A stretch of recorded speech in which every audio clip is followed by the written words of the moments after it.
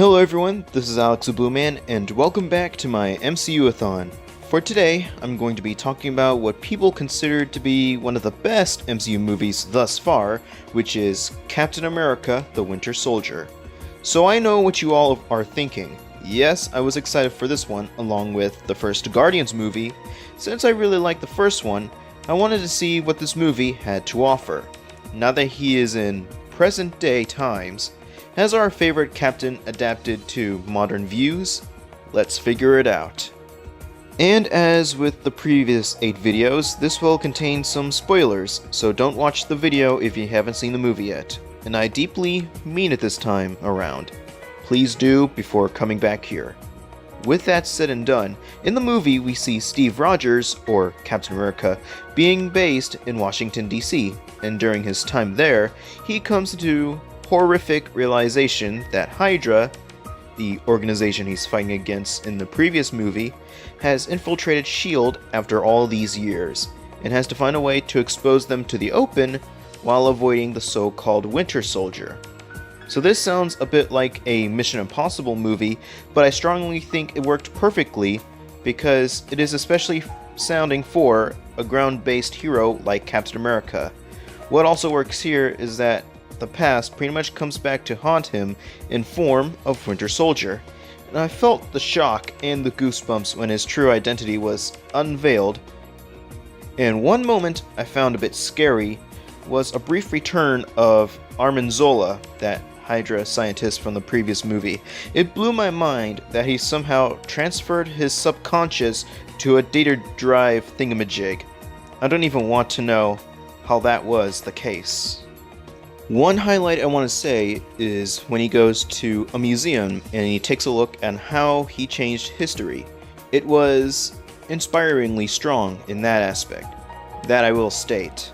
Another thing I really enjoyed was that final fight between Cap and Winter Soldier. It pained me a bit to see him having to fight his now brainwashed best friend, who he thought was dead for years. It was thematically emotional, the more I think about it, especially when he saved Cap from drowning when he fell from a crashing helicarrier. And I just want to say now, how many helicarriers has S.H.I.E.L.D. been building this time? Moving on to the characters, let's take a look at Steve Rogers, or Captain America. You'll know what I said from the original Avengers, that it lacked the moments where he struggles to adjust to modern times.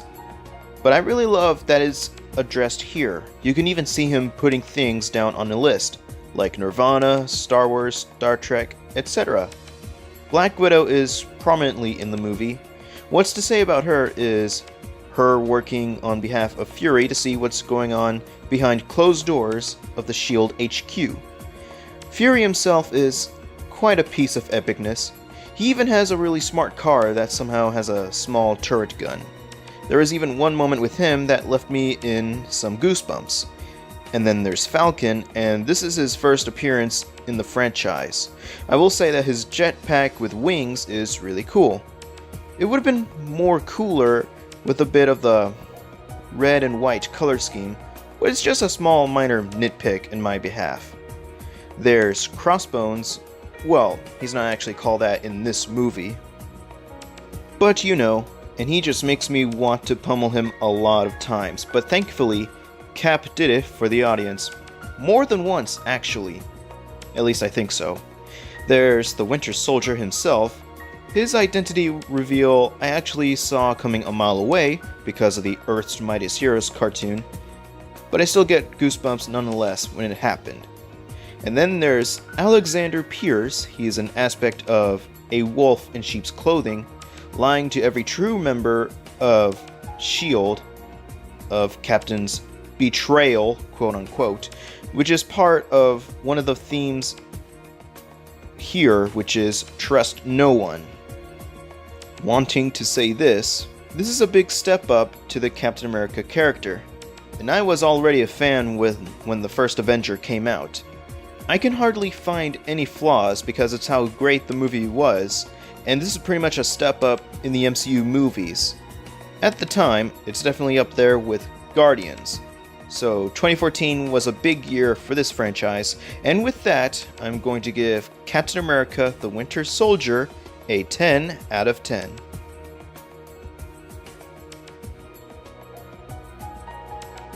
Now that's 9 movies down and only several more to go. And I want to apologize once again for being late to reviewing this. It's because it's Easter, and I had to celebrate it with my folks, and also going to church, so I was really busy. With that said, join me later this week for my reviews for The First Guardians, Avengers 2, and Ant-Man. Even though Avengers 4 is less than a week away, I still need to get the other movies out of the way first. So thank you, ladies and gentlemen, for watching. Don't forget to like this video, comment down your thoughts on this movie, and as usual, I hope you all have a great Blurific day.